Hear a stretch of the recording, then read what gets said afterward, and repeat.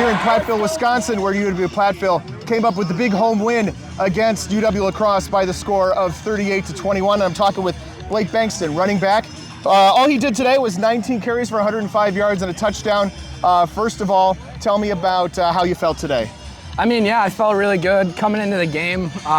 We had a lot of guys banged up, so we were going to count on a lot of the younger guys to step up and make plays, and I feel like we got a lot of guys to do that and came out with the win. Well, let me ask. So, with both and out, tell me about. Did you feel like you're one of the younger guys, or you're one of the more senior guys, and the other guys are behind you? You need them to help you. I mean, there definitely is times where you feel like a freshman, but when a guy like that goes down and we need to step up, you don't really have time to be a young kid anymore. You gotta earn the trust of your teammates, and I feel like I did that, and they trusted me, and we just went to work with a bunch of guys that we knew could make plays. Next man up is a mentality. People talk about it, but how do you actually put that into practice? How do you turn, what they say into coming out on the field and doing this today?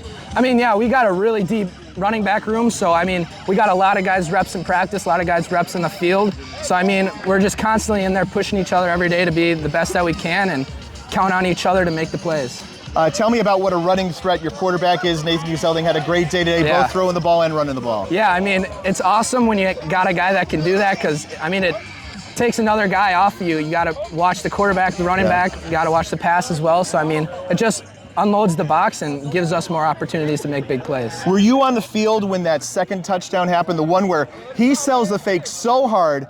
I think there were lacrosse players who didn't know he had the football until after he was in the end zone. Yeah, I mean, I think I pulled out my fake, and I think there was a couple guys that were still thinking I had the ball, and looked over and he was in the end zone. It was crazy. I don't know if I'll have a highlight to drop in here, but you go back and find it. There's nobody within 8 yards of him going in. It was, you may not have gotten to see it. You'll get to see it in film later, but it was a thing of beauty.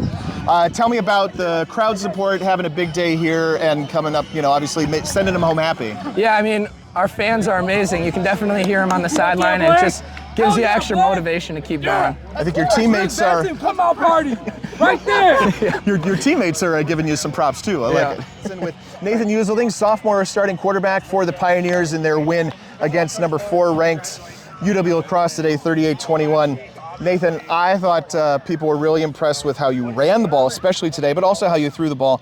But I want to take you back to last week when, you guys had a tough day up at River Falls. They switched quarterbacks. You come out of the game at the end. Tell me about how you felt, I guess, coming out there and then working your way back in practice to get to this position again. Yeah, they got after us last week. We couldn't really get anything going. We need a spark on offense, and luckily for us, we have 3 very good quarterbacks. We call ourselves a 3-headed monster. Okay. So whoever's in there, quarterback is ready to go, and the guys are willing to do whatever it takes. My personal take on it was, the way you play the game is not all that different than how Caleb Blaha does it for River Falls. So was it? I know I've just compared you to one of the top 2 quarterbacks in Division III, but you're also a guy who will throw the ball or pull the ball down and run with it, right? That's what I'm getting at, and they see that all the time. So my thinking is that it was a little easier for them to adjust to what you might bring to the field. Yeah. I think whatever the coach is asking me, if it's read option, if it's throwing the ball down the field, I'm ready to do whatever. And today I wasn't expecting it, but today it was on the ground and only passed 15 times? 16 times, 12 to 16. So usually it's a lot more than that, but whatever they're having me do, I'm fine with it. Whatever to win. 9 carries for 113 yards and a touchdown. Tell me about this touchdown. We talked about it with Blake a few moments ago, and Blake doesn't get to see until he looks at it in film later exactly how this went down. I want to hear your description. Just saw the defensive end crash down, and luckily for me, the linebackers all went with Blake because he was drawing so much attention from all his good carries. So I just saw green grass, saw the end zone. I saw their coaches, or I heard their coaches a little upset. So that triggered me to be like, okay, I'm in the end zone now. So tell me, is that an RPO play? Is that a design draw? What was that? That is. We call it a PRO, pass run option. Pass run option. It's the other way around. All right. Option to pass first, and then if I don't like it, I can read out the run play. So just because I've never seen anybody so wide open on what is essentially a draw when it's all said and done. Yeah, I didn't think there was anybody within 8 yards of you. Yeah, our receivers draw a lot of attention. They're pretty good out there. Oh, well, tell me about that, right? Because you had a bunch of guys out this week, a bunch of guys injured, including, of course, starting running back, right? Mm-hmm. And also, my understanding, a couple of key wide receivers as well. Tell me about just the weapons that you were working with today. Yeah, I mean, we have a lot of depth at every position, so whether it's running back or wide receiver or even quarterback, we have guys that are ready to go and ready to play and capable of playing at this level. So, yeah, they're ready to go. What's it like getting up for this in the WIAC every single week? It's fun. Crowds are fun. It's fun winning. It's not so fun last week losing, you know. It seems like home field is a big deal this year, maybe even more than ever, as much as it usually is, right? Oshkosh went on the road last week and they lost at Stout. Stout went to Whitewater last night and they, got pretty much blown out. You guys go to River Falls and struggle. La Crosse is unbeaten. They come here and, other than for a few moments in the beginning of the third quarter, they're kind of not in the game. Yeah, I think this is where we feel the most confident is at the Ralph and with our fans behind us. And yeah, I mean, we'll see how it plays out next week at Whitewater.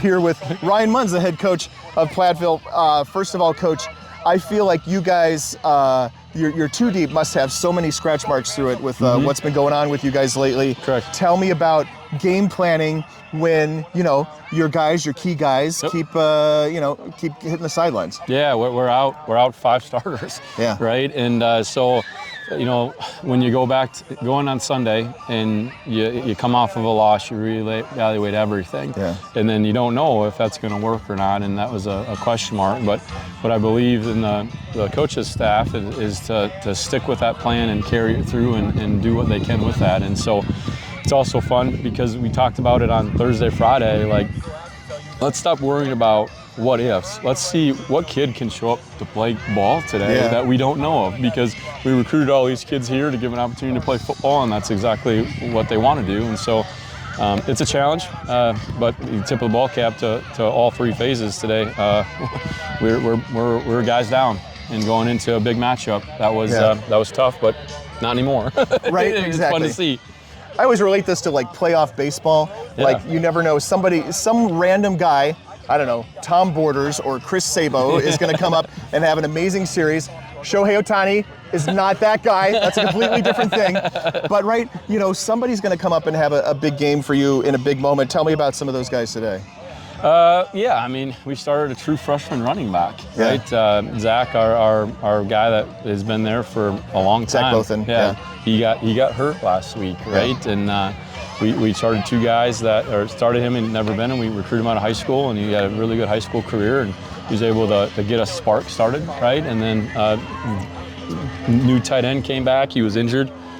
He's got a torn labrum, and he gritted through that thing and put a sully brace on and was able to perform to give us that opportunity to do that. Yeah. Right? And then a tribute to just some special teams guys, because when you lose starters, your special teams starts to get beat up. And so you got guys coming in. Those guys get promoted into the 2 deep, And people don't talk about that, right? Yeah. So it's not a stat line, all right? But we got guys running down a kickoff in KOR that first time ever playing football, and we're able to perform. And even you see Douglas getting 2 kick returns, right? That's not part of the plan, but he did it, executed it, and did what helped us get this thing going in the right direction. Bankston, the guy you're talking about, true freshman coming in, had a big day today, 19 carries for 105 yards and a touchdown. Nice. Just tell us a little bit about what you saw out of him today, and compared to what any playing time he's gotten before today. Yeah, I mean, he was rotating a little bit. Yeah. I haven't seen anything different today than what he's shown before. He just got more carries, right? So like you give a kid more carries, and you see his whole body of work. Mm-hmm. And the fun part is that our whole team, they never blinked twice when that was the decision. Yeah. They never felt sorry for themselves. They never said, "Oh, this is going to be a tough one." They bounced back, and they were able to do some things. And for him in that world, like I said before, this is what he came here to do, and it's fun to see those kids do what they want to do. Nathan Uselding kind of struggled for you last week. Yep. You made a change at the quarterback position down the stretch in that game. And obviously it worked out, right? So we can talk about, in retrospect, did you have any qualms about what you were going to do with your QB1 who was going to start this week, or was it always going to be Nathan? No, we talked about it Sunday. It was going to be Nate. I mean, I played the position before, and sometimes days just don't go how you want them to go. Yeah. And he's a sophomore.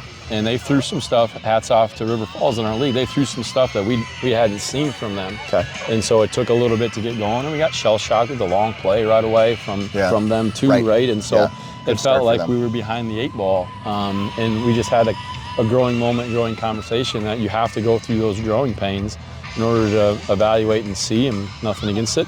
You saw what he did today. Like that's his deal. He just had a bad day last week, and we all have him. So yeah.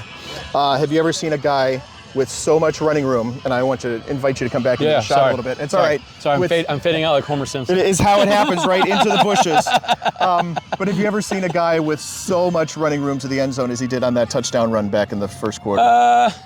I don't know. I don't remember. Yeah, but well, you will enjoy it on film later. Yeah. From my angle, there's a bunch of guys around him. I think he sells the fake really well. Yeah. And then there's like nobody within there, like 6 to 8 yards of him. That's awesome. I think you'll enjoy it later.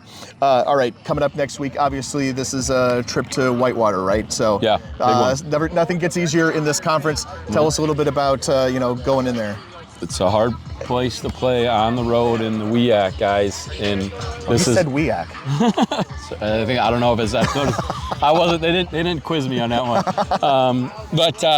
It's Axe Week for us. Yeah. So we have a traveling trophy in memory of Coach Chris and their family, and you guys get to bring it with you. We get to bring it with us. You carry it right now, and hopefully we can take it home. That's the plan. It's been a long time since we took it there and brought it back home. Sure. So, like as this thing starts to stack up, that motivation becomes pretty easy, and the challenges become relatively easy. Of saying, guys, this is congratulations, 24 hours is over. Yeah. Here's your reward.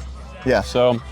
We haven't watched much on them because we're trying to prepare for this week. But at the end of the day, that's a big game because we make it a big game, and it's a good team. And we're going to sit here 7 days from now and talk about what the heck actually happened, and no one's going to know. That's what's great. Right. Playing on the road in this league, I think maybe this year even more than ever, seems really crazy. It's hard. When you're talking about games between you guys and Stout and River Falls and La Crosse and Whitewater and Oshkosh. It really seems that it's pretty evenly matched, and the home team is, so far, not every game, because La Crosse did it at Whitewater a couple weeks ago, right? But those are some of the deciding factors. Tell me a little bit about going on the road in this league. Yeah, 6 teams in the top 20. I think 6 teams tied for first place now. That's what we did. Okay, is that where we ended up today? I don't know if that's. Don't fact check me on that one. I haven't looked at all the scores yet. But we have that conversation of that it's still small college football, and these kids are going to class. We don't have charters. We don't have we have charter buses. We don't have luxury planes and all that sort of stuff. Yeah. So to get up and do that after a hard week a class, and to get up in the morning at 7 o'clock and get on the bus and be at your best is difficult, right? Especially when the league is so good. The margin for error is extremely small. And this is an out and back for you then? It's not an overnight? Not an overnight, yeah. How far is Overnights are harder than day trips for us for some reason. I got to figure that one out. Okay. I think is that just because it's going to Oshkosh is hard, or? Yeah, well, we joke. Right. Are you playing good teams? Yeah, well, it's hard to play any team. Right, anywhere. Yeah, anywhere, I mean, we went to Aurora, and it's hard to play there. We go to Dubuque, it's hard to play there, and that's 20 minutes away. Yeah. It's just hard to play because of a different environment. And so the day trips for us have been better. I don't know if that means anything, but because at the end of the day, when 1 o'clock hits, you have to perform for 2.5, 3 hours, and then at the end of that, that's who gets to be the victor, right? So Ryan Munz, head coach of UW-Platteville, the Pioneers, victorious today over UW-La Crosse by the score of 38-21.